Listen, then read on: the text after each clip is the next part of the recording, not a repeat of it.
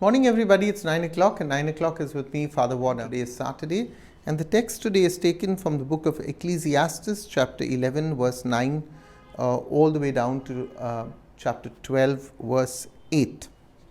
I've entitled today's teaching, The Final Chapter of the Book and of Our Life. So let's read the text. Rejoice, young man, while you are young, and let your heart cheer you in the days of your youth. Follow the inclinations of your heart and the desires of your eyes, but know that for all these things God will bring you into judgment. Banish anxiety from your mind and put away pain from your body, for youth and the dawn of life are vanity. Remember your Creator in the days of your youth, before the days of trouble come, and the years draw near when you will say, I have no pleasure in them. Before the sun and the light and the moon and the stars are darkened and the clouds return with the rain, in the days when the guards of the house tremble and the strong men are bent and the women who grind cease working because they are few and those who look through the windows see dimly, when the doors on the street are shut and the sound of the grinding is low, and one rises up at the sound of a bird, and all the daughters of songs are brought low. When one is afraid of heights, the terror are in the road. The almond tree blossoms, the grasshoppers drag them itself along, and desire fails, because all must go to their eternal home, and the mourners will go about the streets. Before the silver cord is snapped and the golden bowl is broken and the pitcher is broken at the fountain and the wheel broken at the cistern, and the dust returns to the earth as it was, and the breath returns to God who gave it. Vanity of vanities, says the teacher, all is vanity. Now, the closing chapter of this book has really a word for both, has a word for the youth, but also several references to old age. So while it may seem to initially, in verse 9, advocate the pleasures and the joys that celebrate that age of youth, it also comes with a statutory warning. It very clearly says, but know that for all these things God will bring you into judgment.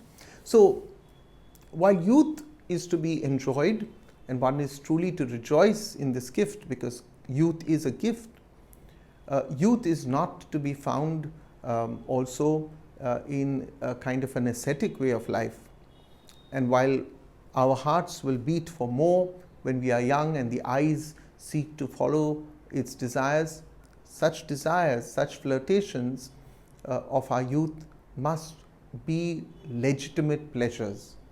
For as the preacher says, there is more to life than what we can see. There is eternity and an eternal God who we have to reckon with. So to be young does not mean that God's laws are to be scattered to the wind. That's not what youth means. In fact, in another place of the scriptures, we read the words, forgive me, Lord, for the sins of my youth. So while youth is to be celebrated, and it should be celebrated, don't go around walking around looking like a mournful person when you are young. Enjoy life.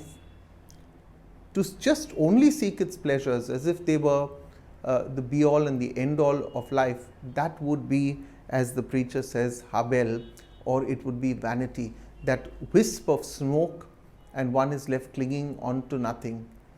So it is before the judgment seat of God that one day we will have to stand and one day give an account for all our life, not some part of our life, all our life. We might tell God, oh, I was very good from the age of 50 onwards, but below the age of 50, I just did whatever I thought I wanted to do. You know, I'm saying this with a bit of a smile, because very often I notice people who come to me 50 years plus, and they will admonish me as a priest for not doing enough to correct the youth. And Father, you should do this for the youth, and they should be straightened out, and we should bring them to the Lord. And thank you very much. I asked them, where were you for the first 50 years of your life? Yeah, in all probability, you were having a good time, and then suddenly you, thanks be to God, your life was touched. But don't swing from one end of the pendulum to the other. The whole of our life is what matters, and we will be called to give an account for the whole of our life, not some parts where we thought we were good. We are called to live, therefore, not merely for this life, but we are also called, as the preacher says, we are called to live for eternity, the whole of our life. Now, God is not a name to be merely called in old age. Yeah, that's, as I said, what we see in life. As people get older and older, they start thinking only of God. It's a good thing always to think of God, but this teaching is meant specifically for young people. God is not a name to be called only in our old age. He is a God of all ages. Yeah, the youth should celebrate God as much as the elderly should celebrate God. Yeah, I say this with love. We should not wake up when our passport has come and our visa is stamped and we know we are about to go to Jesus. Now all of a sudden we start getting very holy. That's not the time. The whole of our life, even our youth as children, yeah, all of that needs to be given to God. So perhaps we think that faith and God are the calling sometimes only of our old age, when time will drag and our activities which we used to do will cease, if not diminish greatly. In our youth, we may embrace a self-imposed ignorance of God's law, and many people do that. They embrace a self-imposed ignorance of God's law because it may be convenient to the deeds of our youth that we are doing. But this will and must be accounted for in the life to come. This is what we are taught very clearly. As youth, we discount the reality of eternity and of the eternal God, and this is a mistake. While this is sometimes natural that young people tend to dismiss God, it is to some degree understandable. It must also be called out, for such an act is also going to be regrettable. For this life is but a brief prelude. Remember this. Our life is but a brief prelude to the eternal life that God is calling us. So we must encourage young people to live good and godly lives. Yeah, we should not just encourage them to walk away and walk into the path of sin. Remember that youth will slip away, and old age, as today's scripture tells us, will one day stare us in the face. Old age advances and its effects in our lives become rather obvious. I'm 52. Many people will say, oh father, you're not old, but I can see the effects of age. I keep telling people that when I used to go as a younger priest to Rome at the age of 30, I could walk the streets of Rome from 6 in the morning or 5 in the morning, that I would get up till 10 at night. Now when I travel to Rome, by 5 o'clock I need to go back to my place where I'm living and put my feet in some hot water and some salt. The effects of age becomes obvious. This truth of life is now revealed to us in today's text also by the preacher, but he does that in poetic form. So if I had to deconstruct the poetry in verses 3 to 5, it would read something like this, because if you see, it's very beautiful. Some of the analogies are extremely beautiful. It talks about the grasshopper that is not hopping anymore, which is part of the nature of the grasshopper. It's just dragging itself. Yeah. So if I were to take these verses and I were to deconstruct them, what is the preacher really saying about old age? So he says something like this. He says the arms and hands that keep the body now will begin to tremble. He says the legs and the knees begin to snag. Teeth are lost. Chewing becomes more difficult. He talks about the grinding. Yeah. The eyes, he says, are dimmed as you look out of the window. The verse there that says, and those who look through the window see dimly. The eyes are dim. The ears become weaker and weaker. Sleep becomes more difficult. Yeah, he even mentions the bird, listening to the bird in the morning. Yeah? It means that you can't sleep very well. You get up early in the morning, so sleep becomes more difficult, and one is easily wakened by the sounds of even simple birds. Singing and music in old age says the preacher, are less appreciated. One becomes, he says, more fearful in life. Hair becomes white. The ones active become weak. The passions and the desires of life weaken and wane. At the end of an advancing life, heaven calls us, heaven beckons. And with the last sod of earth, my dear friends, that covers the grave, all will be forgotten as the mourners go back to the routine of life. Remember, this is what he says, vanity of vanities. We think we are making a difference to this world. The preacher will say, ask the mountains, they are there forever. You make no difference, the mountains remain. Now, this chapter, therefore, is not primarily written to those who are experiencing these difficulties of old age. Yeah, I know many of our viewers are elderly people, but it's not meant to be talking to those people who are experiencing at present these difficulties.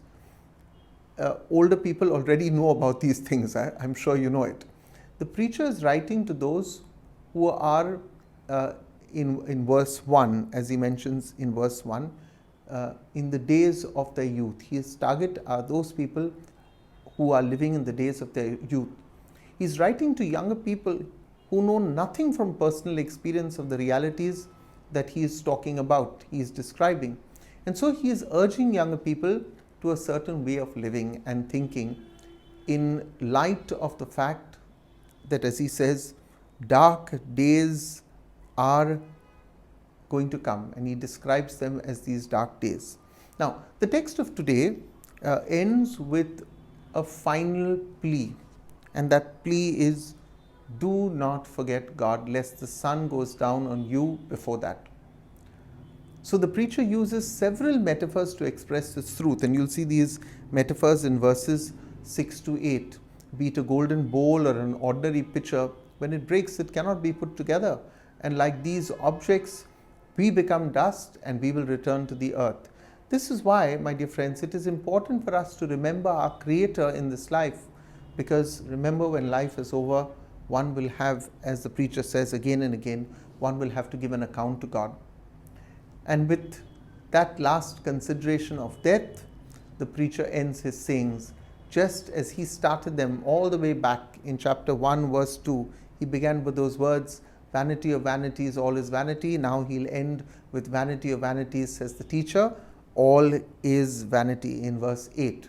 So I do hope you've enjoyed. We've just had 3 teachings from the book of Ecclesiastes or Kohelet, but they've been interesting. Next week we start the book of Job.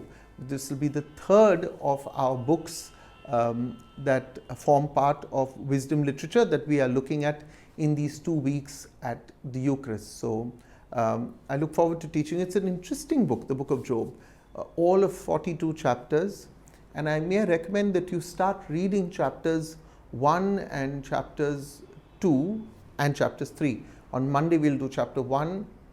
By Tuesday we'll jump to chapter 3. But start rapidly reading through the book of Job. It's a beautiful book that really has so many questions, no answers. And it has all the questions that you and I ask. But within those questions are also the answers. Thank you everybody for joining me. God bless you, God preserve you, God keep you. To all our donors to the Love, Joy, Hope Foundation, may the Lord preserve you. So thank you everybody. Don't forget to like this video, share it with your friends, and also subscribe to our channel if you haven't done that. To all the donors of the Love, Joy, Hope Foundation, God bless you. Thank you.